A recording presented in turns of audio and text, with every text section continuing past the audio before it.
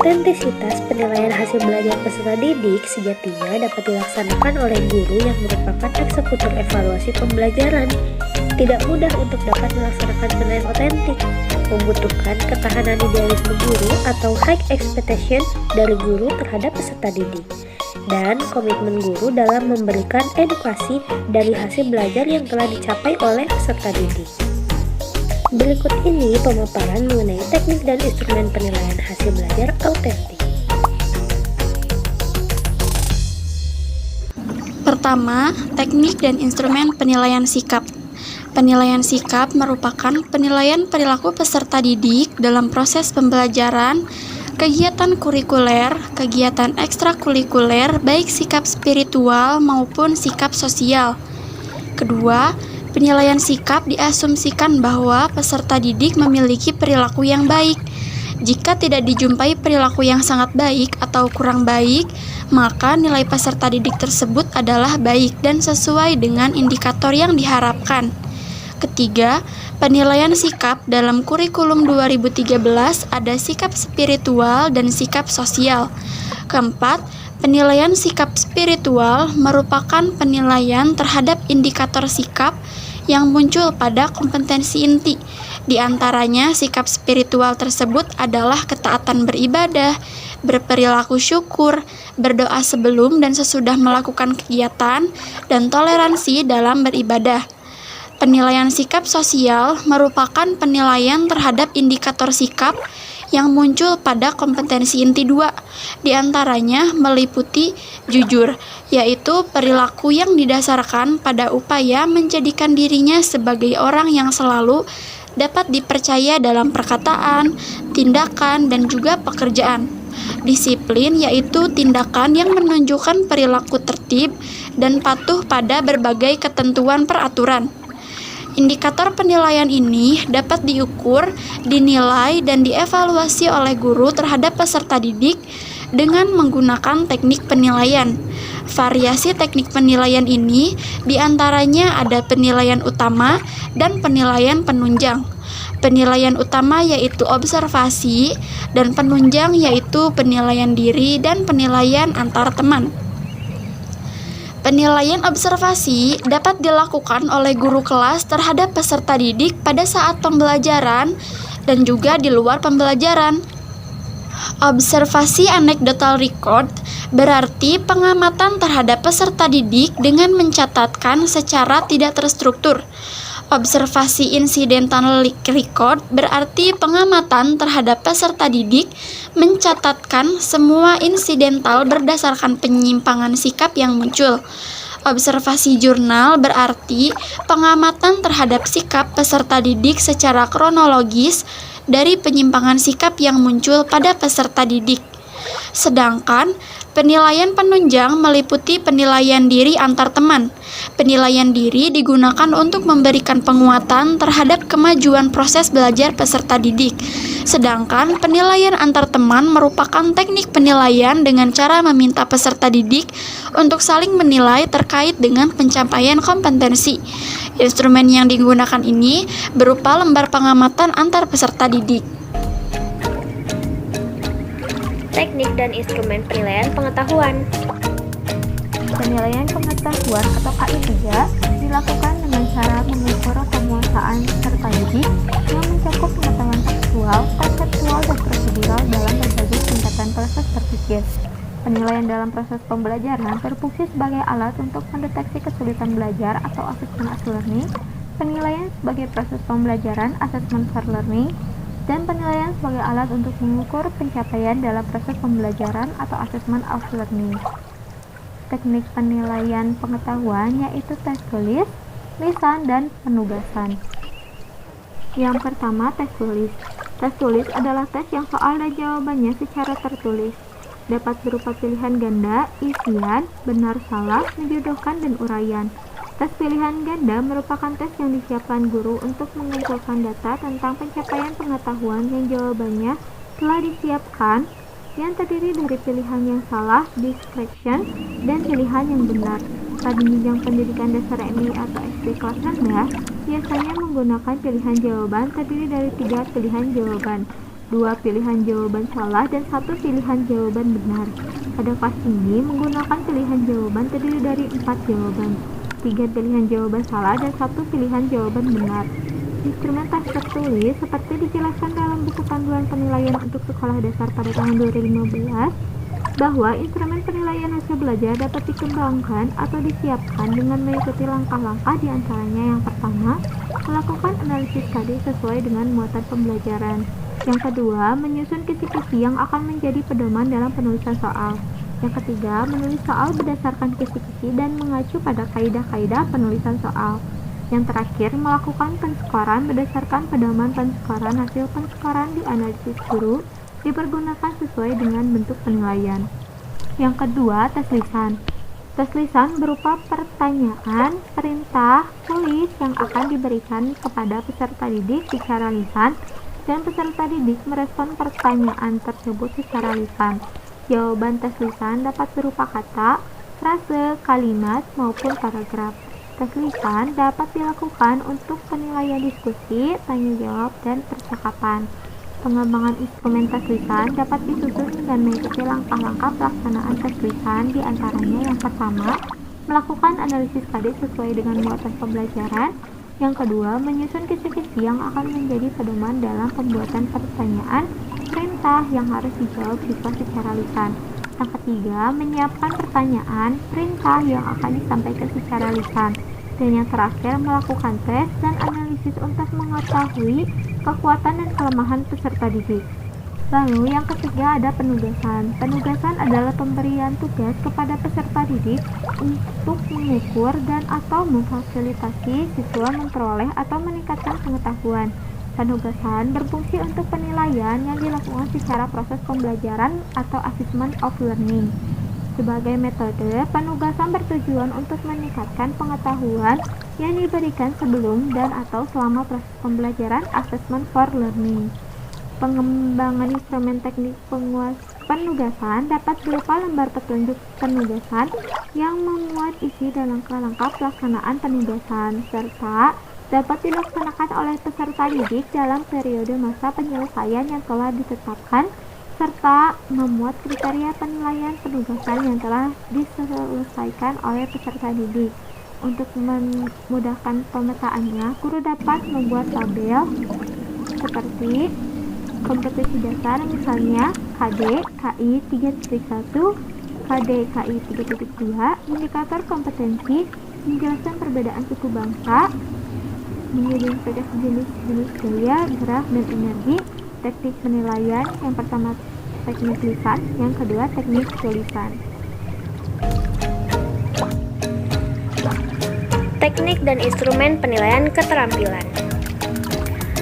Konsep penilaian keterampilan dimaksud untuk mengetahui penguasaan pengetahuan peserta didik yang digunakan untuk mengenal dan menyelesaikan masalah dalam kehidupan. Penilaian keterampilan menggunakan angka rentan 0 sampai 100 dan deskripsi. Teknik penilaian yang digunakan untuk mengetahui pencapaian keterampilan peserta didik tersusun atas. Yang pertama ada penilaian kinerja. Penilaian kinerja merupakan penilaian yang meminta peserta didik untuk melakukan suatu tugas pada situasi yang sesungguhnya dengan mengaplikasikan atau mendemonstrasikan pengetahuan dan keterampilan yang dibutuhkan pada penilaian ini, di mana terdapat penekanan penilaian pada proses dan produk. Penilaian yang ditekankan pada produk disebut penilaian produk, sedangkan yang ditekankan pada proses disebut penilaian praktik. Adapun penilaian praktik misalnya memainkan alat musik, melakukan pengamatan melalui mikroskop, menyanyi, bermain peran, dan seterusnya. Kemudian ada pula penilaian produk, misalnya poster, kerajinan puisi, dan sebagainya. Berikut merupakan bagan penilaian kinerja yang dibagi menjadi produk dan praktek yang berkelanjutan menjadi daftar petunjuk kerja dan rubriknya. Terdapat 3 tahap langkah penilaian kinerja, yaitu mencakup perencanaan, pelaksanaan, dan pengolahan. Yang kedua, ada penilaian proyek. Penilaian proyek merupakan kegiatan penilaian terhadap suatu tugas yang harus diselesaikan dalam periode atau waktu tertentu. Tugas dapat berupa rangkaian kegiatan dari perencanaan, pengumpulan data, pengorganisasian, pengolahan, penyajian data, dan pelaporan. Pada penilaian ini terdapat 4 hal yang perlu diperhatikan, di antaranya kemampuan pengelolaan kemampuan peserta didik, relevansi kesesuaian tugas proyek, keaslian proyek yang dilakukan oleh peserta didik, inovasi dan kreativitas hasil penilaian proyek.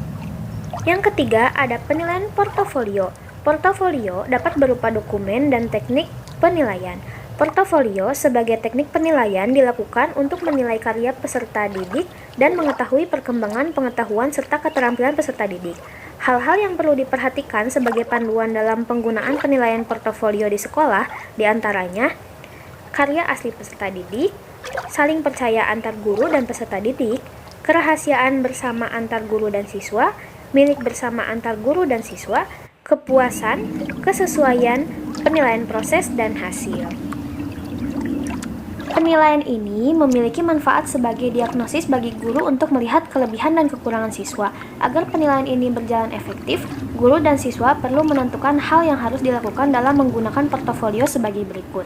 Pertama, masing-masing siswa memiliki portofolio sendiri dengan muatan hasil belajar siswa pada tiap muatan pelajaran atau kompetensi. Kedua, menentukan hasil kerja apa yang perlu dikumpulkan atau disimpan. Ketiga, pemberian tanggal dalam catatan guru dan perbaikan hasil kerja yang dilakukan siswa untuk melihat kemajuan siswa. Nah, guru dapat menetapkan bentuk portofolio berdasarkan pada kebutuhan dari setiap kumpulan tugas yang telah dicapai oleh siswa.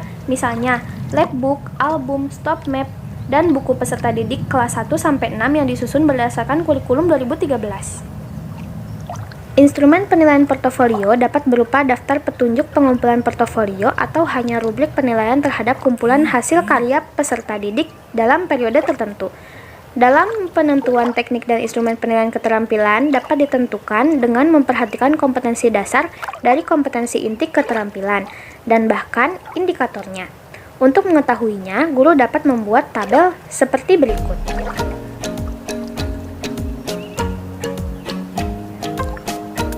Validasi instrumen penilaian hasil belajar.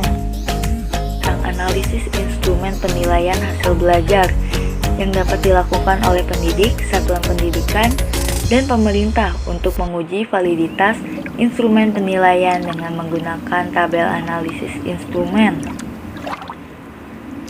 Nah, untuk tabel analisis instrumen ini ada 5 macam, yaitu uraian, pilihan ganda, analisis isian, keterampilan, dan sikap. Untuk poin aspeknya, terdapat substansi, yaitu inti. Yang kedua, rekonstruksi, yaitu cara membangunnya. Selanjutnya, bahasa. Cara komunikasinya lebih baik bagaimana? Oke, untuk aspek analisis uraian. Yang pertama, substansinya, yaitu intinya. Soal sesuai dengan indikator. Yang kedua, batasan pertanyaan dan jawaban yang diharapkan jelas. Yang ketiga, isi materi sesuai dengan tujuan pengukuran. Yang keempat, isi materi ditanyakan sesuai dengan jenjang, jenis sekolah, dan tingkat kelas. Untuk konstruksinya, rumusan kalimat soal menggunakan kalimat tanya atau perintah yang menuntut jawaban terurai seperti mengapa, uraikan, jelaskan, bandingkan, hubungkan, tafsirkan, buktikan, dan hitunglah. Memuat petunjuk yang jelas tentang cara mengerjakan soal.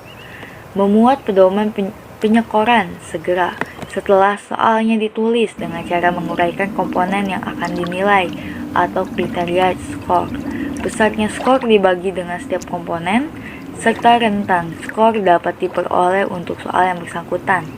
Dan poin yang terakhir, hal yang dinilai soal seperti tabel, gambar grafik, peta, atau sebagainya disajikan dengan jelas dan terbaca sehingga tidak menimbulkan penafsiran yang berbeda. Lalu untuk bahasanya, baik, untuk poin selanjutnya yaitu tabel analisis instrumen pada aspek analisis pilihan ganda. Dengan substansinya, yang pertama soal sesuai dengan indikator, yang kedua materi yang ditanyakan sesuai dengan kompetensi, yang ketiga pilihan jawaban homogen dan logis, yang keempat hanya ada satu jawaban benar. Untuk konstruksinya yaitu cara membangunnya, yang pertama pokok soal dirumuskan dengan singkat, jelas, dan tegas. Yang kedua, rumusan pokok soal dan pilihan jawaban merupakan pertanyaan yang diperlukan. Poin ketiga, pokok soal tidak memberi petunjuk kunci jawaban. Poin keempat, pokok soal bebas dari pertanyaan yang bersifat negatif ganda. Selanjutnya, gambar, grafik, tabel, diagram, atau sejenisnya jelas dan berfungsi. Poin selanjutnya, panjang pilihan jawaban relatif sama. Selanjutnya, pilihan jawaban tidak menggunakan pertanyaan. Semua jawaban benar, semua jawaban salah, dan sejenisnya. Pilihan jawaban berbentuk angka atau waktu, disusun dengan berdasarkan urutan besar, kecil angka, atau kronologisnya.